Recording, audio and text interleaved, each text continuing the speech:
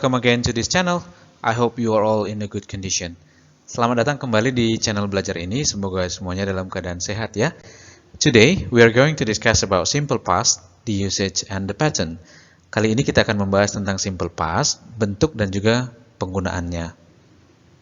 We use the simple past to express the idea about a completed action. Kita menggunakan simple past untuk mengekspresikan ide tentang kegiatan yang sudah tuntas terlaksana in a time before now, pada waktu yang lewat, yang lampau, sebelum waktu sekarang.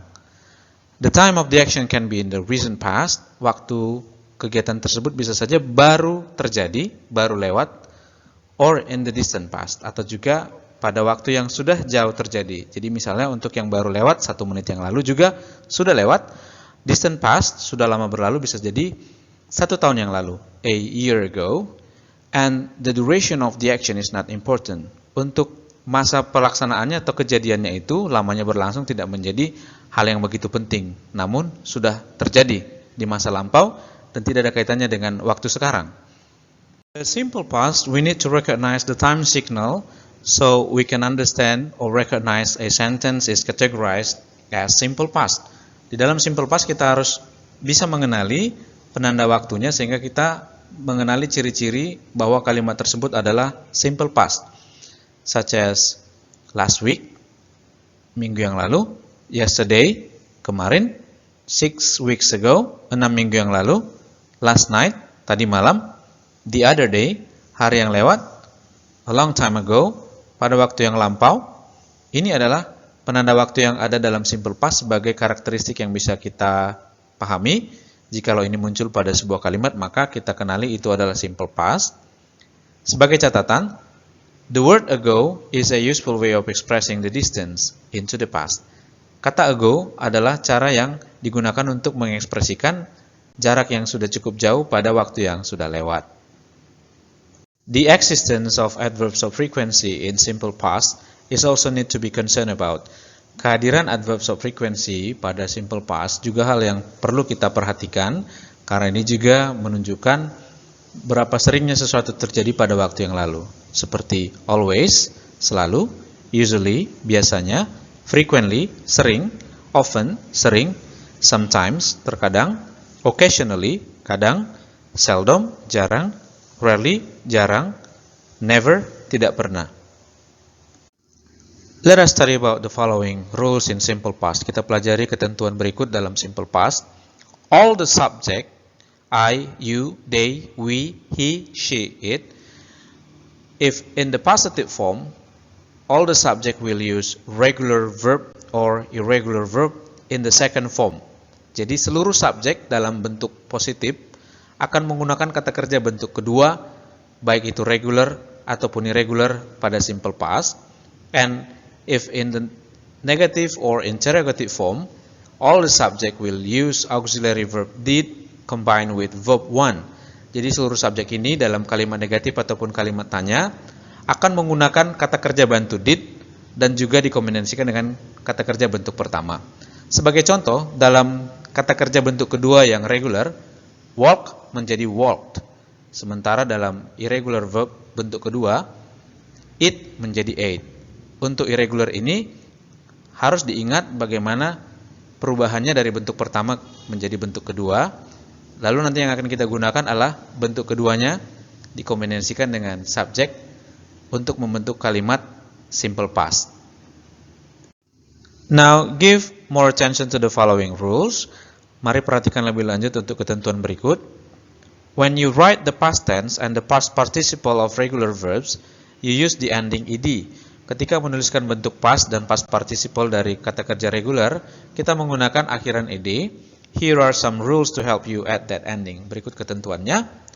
For words that already end in e, untuk kata-kata yang telah berakhiran e, simply add the letter d. Langsung saja tambahkan akhiran d. Examples, contohnya, love menjadi loved, like menjadi liked. For words that end in a consonant followed by y, change the y to I and add ed. Untuk kata-kata yang berakhiran dengan huruf konsonan diikuti oleh huruf y, rubah terlebih dahulu huruf y tersebut menjadi i, lalu kemudian ditambah akhiran ed. Contohnya, Mary, di sini ada huruf Y yang diawali oleh R, konsonan, Mary, lalu huruf Y-nya kita rubah menjadi I, menjadi married. Demikian juga untuk Harry, menjadi Harriet. For most words that end in a vowel followed by Y, simply add ed with no changes. Untuk kata-kata yang berakhiran huruf hidup lalu diikuti oleh Y, langsung saja tambahkan akhiran ed tanpa merubah kata tersebut. Contohnya, play menjadi played.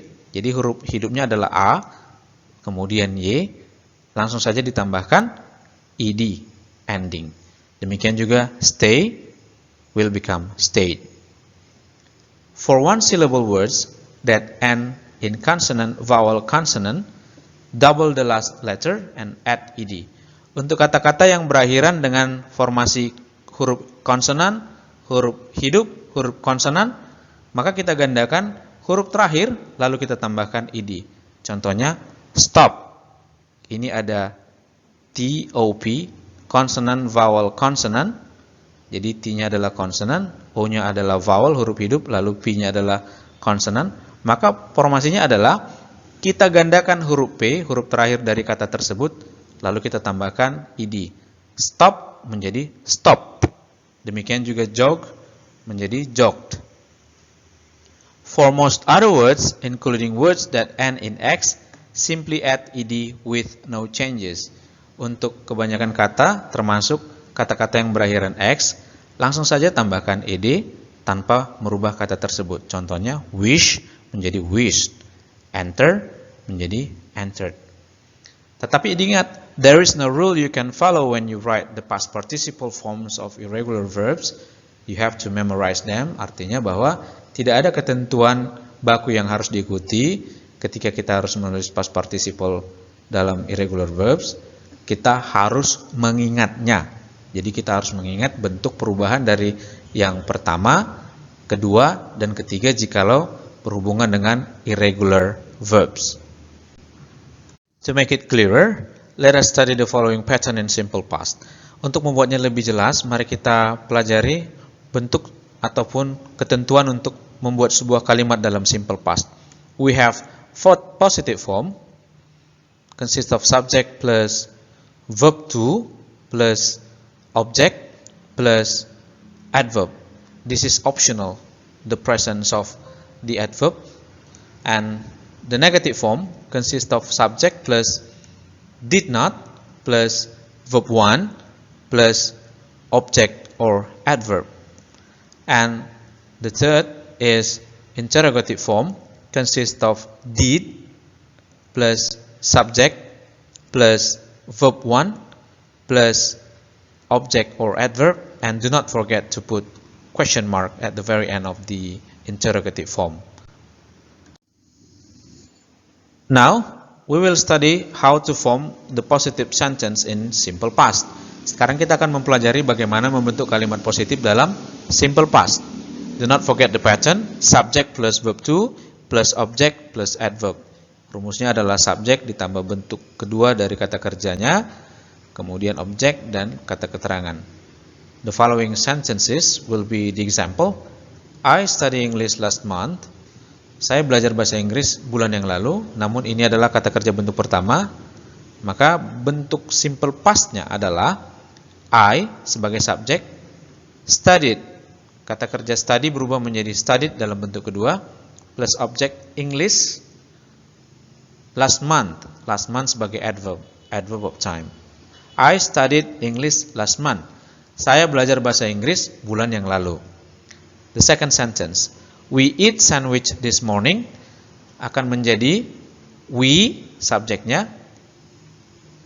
Eat adalah verb 1, kata kerja bentuk pertama. We change this verb 1 into verb 2. Eat menjadi ate, we ate. Objeknya adalah sandwich. Lalu adverb of time-nya this morning. We ate sandwich this morning. Kami memakan sandwich atau roti lapis pagi tadi. My mom usually watch classical movie menjadi my mom subjeknya, usually keterangan frekuensi, Watch menjadi watch.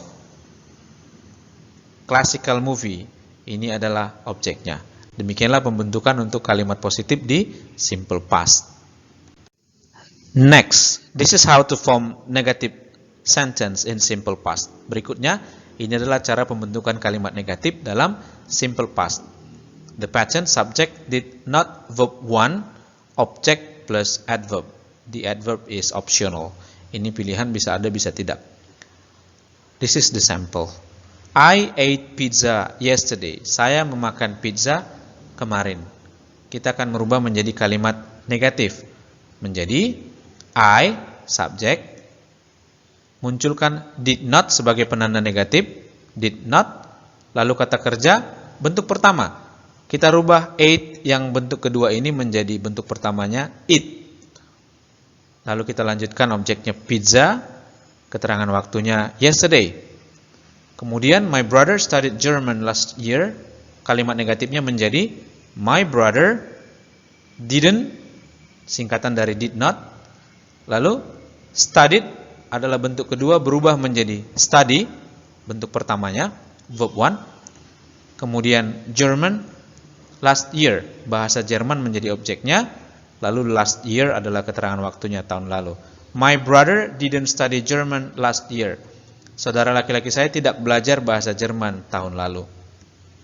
Kemudian untuk kalimat they drank water akan menjadi they, subjeknya they, lalu didn't, did not, drank menjadi drink, bentuk pertama, lalu objeknya water. They didn't drink water. Mereka tidak meminum air. Demikianlah cara membentuk kalimat negatif dalam simple past. And finally, we will study how to form interrogative sentence in simple past. Dan selanjutnya kita akan pelajari bagaimana cara membentuk kalimat tanya dalam simple past. Do not forget the pattern. Auxiliary verb did is at the very beginning. Kata kerja bantu did pada awal kalimat. Did plus subject plus verb 1 plus object or adverb. Do not forget to put question mark at the very end of the sentence. Jangan lupa letakkan tanda tanya di akhir kalimat. This is the examples. She ate pizza this morning. Dia makan pizza pagi tadi. Kita akan rubah menjadi kalimat tanya. Did, subjeknya she, kegiatannya ate, bentuk kedua kita rubah menjadi bentuk pertama sesuai dengan rumusnya, menjadi eat. Pizza is the object. This morning is the adverb. Kata keterangan waktu. Did she eat pizza this morning? Do not forget to put question mark. Jangan lupa bubuhkan tanda tanya. Apakah dia makan pizza pagi tadi? Kemudian, my brother studied German will become did, subjeknya. My brother studied menjadi study. Bentuk pertama dari studied adalah study. German, do not forget the question mark. Did my brother study German? Apakah saudara laki-laki saya belajar bahasa Jerman? And then the third sentence, they drank water. We will change this sentence into question or interrogative form. Kita rubah menjadi kalimat tanya, menjadi did, subjeknya they, did, subject, did, they, drank, the second verb form will become verb 1, drink, drank will become drink, water is the object, and then question mark. Did they drink water? Apakah mereka meminum air? So, this is how to form the interrogative sentence in simple past. Demikianlah untuk pelajaran kali ini, kiranya semakin bisa berlatih sehingga makin paham untuk pembentukan kalimat ataupun mengenali kalimat dalam bentuk simple past. Thank you. See you on the next video.